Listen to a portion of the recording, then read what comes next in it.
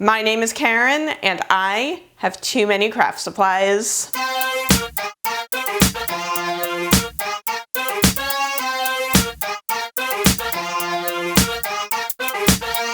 Hi everyone, welcome back to Handmade. So today is all about craft supply organization. This year, with the popularity of Marie Kondo and her KonMari method, I'm going to take some of those principles and try to apply them to my craft supplies.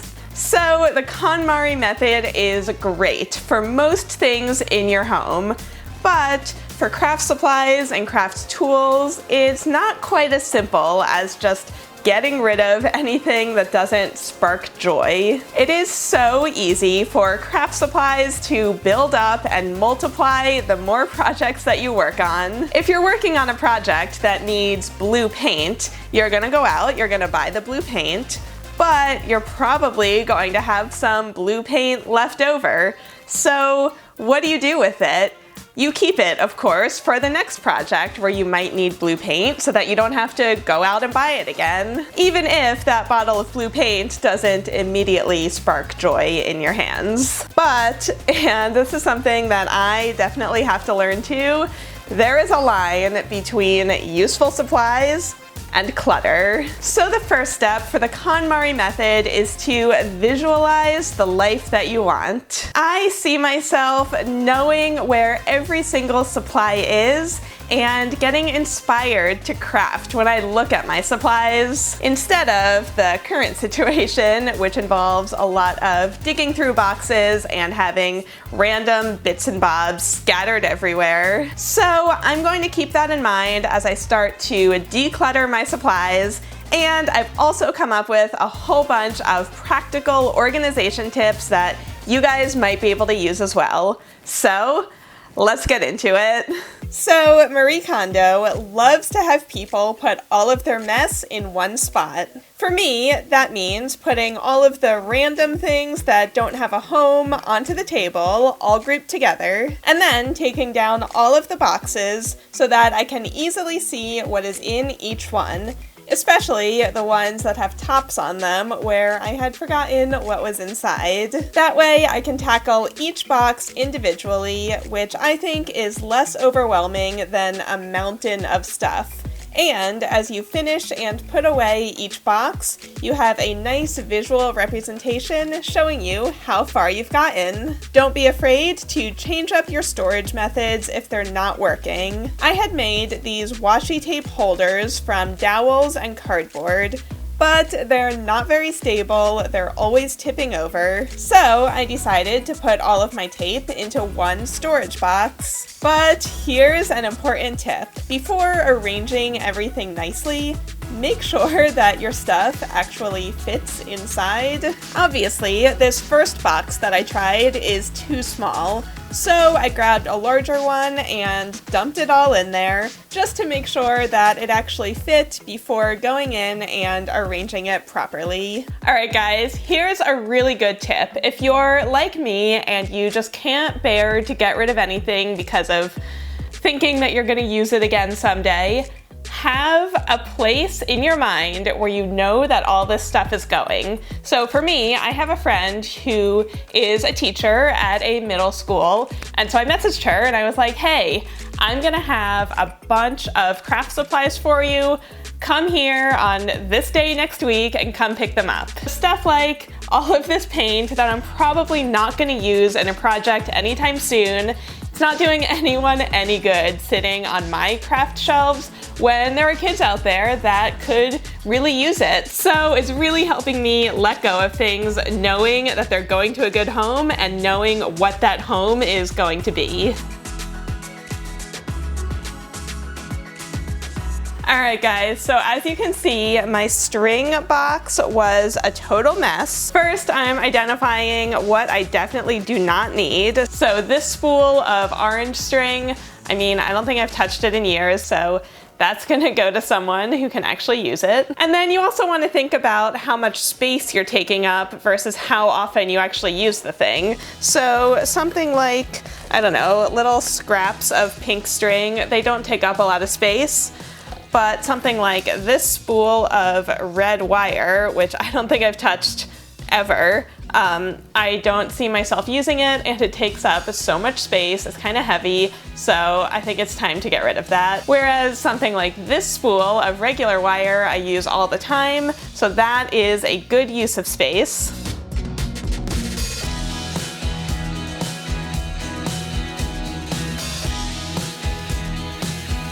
So you can see that I have most of the box pretty well organized, but I ended up with this pile of string scraps that I don't necessarily want to get rid of. So here's how you can get those organized. So just take your string and wrap it around your fingers to make a nice little bundle, and grab a paper clip and use that to just clip the whole thing together. And you can see that now it stays nice and neat, and you can just put that in a Ziploc bag along with all of your other little bundles. And then I do the exact same thing with my ribbon. So if you're the type of person who saves ribbon from every gift that you're ever given, putting them all into nice little bundles with a little paper clip like this is a great way to keep them neat so that you don't just have a bird's nest of little bits of ribbon. So if you're someone who wants to craft but can never think of what projects you want to make,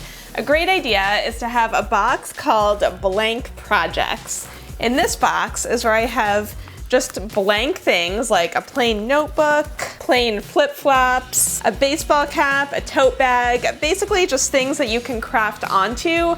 I think it's a great idea to keep all of those things in one place, and then if you're ever in the mood to make something but you don't really know what, you can just grab a tote bag and think, what could I craft onto this tote bag? Also, another reason why I do this big organization project every year isn't just to organize everything, although that is part of it, but it's also just to remind myself what I have. Like, I totally forgotten that this little blank bag was in there, or these sunglasses, or this little jar. Nope, it's not a jar, it's a snow globe. So now that I'm reminding myself, suddenly I'm getting inspired and I'm thinking about all kinds of projects that I can make with all of this stuff. Alright guys, this part of the reorganization feels very Marie Kondo to me because it is all about fabric.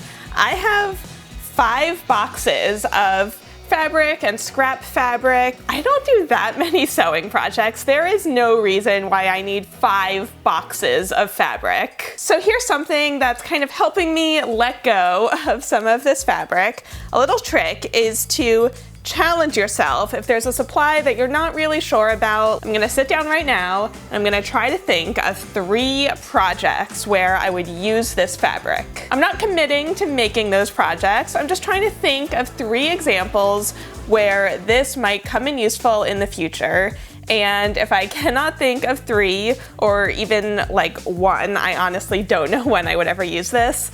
That means that it's time for it to go. Also, storage boxes are obviously great. They contain all of our mess and turn it into, hopefully, not mess. But they're not great when they overflow and then you can't stack them up properly and get them into place properly. I would just dread taking these down because they were always overflowing, so it was really hard to shove them back into place. So if you have storage boxes, really try to commit to keeping the amount of stuff you put in them under the top level of the storage box, because if they're overflowing, that just kind of defeats the point of them in the first place. When it comes to 2 supplies that are very similar, I would say, unless you know for sure that you're going to use both of them, only keep the one that you like more. So I have 2 bolts of red fabric. I like this red so much more than this red. If I ever needed red fabric, I would obviously go for this one first. So I think it's time to say goodbye to this one, which is a little bit subpar. Another tip is to wrap your fabric around pieces of foam core like this, and then just use a pin to hold them in place. And that way you can just line up all of your fabric like neat little books in a row, and you can see exactly what you have.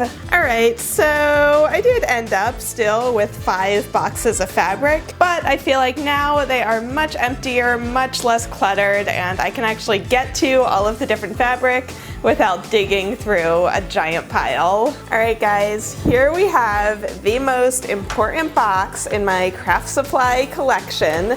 This is my box of basic tools, the stuff that I reach for all the time. Having it all here in one place is so handy, but it is important to regularly go through it and make sure that it's not getting all cluttered, that all the stuff that's in here I actually do use all the time. Like, do I really need 1, 2, 3, 4, 5, 6 pairs of scissors in there? Probably not.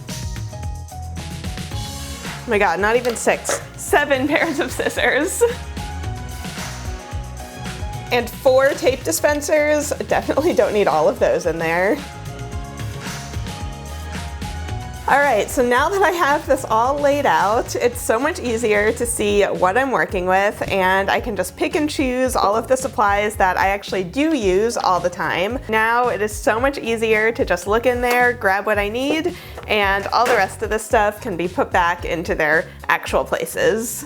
Here are a few more quick tips. When in doubt, arrange your supplies in rainbow order, which makes a bundle of different colors look cute and intentional. Get a ton of storage boxes with tiny compartments to keep small supplies organized and be able to see what you have at a glance. A great hack for sewing projects is to put thread in a mason jar and make a pincushion on top of the jar. I made this for Handmade years ago, and it's still something that I use literally every week. If you have a bunch of duct tape, make holders for them out of poster tubes and CDs. And keep your most used tapes at the front and the top of the stacks for easy access. I would definitely recommend being honest with yourself about your real habits. I know that I'm never going to take the top off of a box every time that I need to grab some washi tape,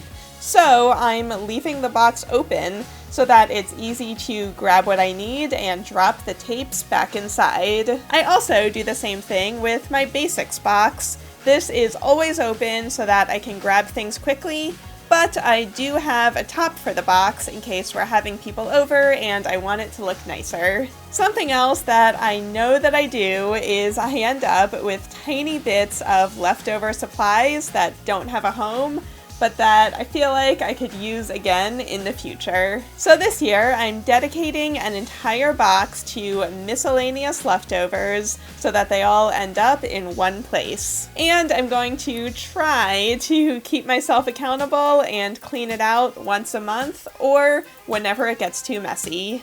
So those were all of my tips for you. I'm so happy with how neat and organized all of my supplies are. Crafting brings me joy, and these are all of the supplies that I need to be able to make craft videos for all of you, which brings me so much joy every month. So yes, I do have a lot of craft supplies, but I don't see anything wrong with that as long as they're organized. So I would love to know in a comment if you have any other organizational tips that you want to share. And if you want to see what's inside every single box, I posted a craft supply tour a few years ago, so I'm gonna link that right down below. Don't forget to like this video and subscribe, and I'll see you all next time.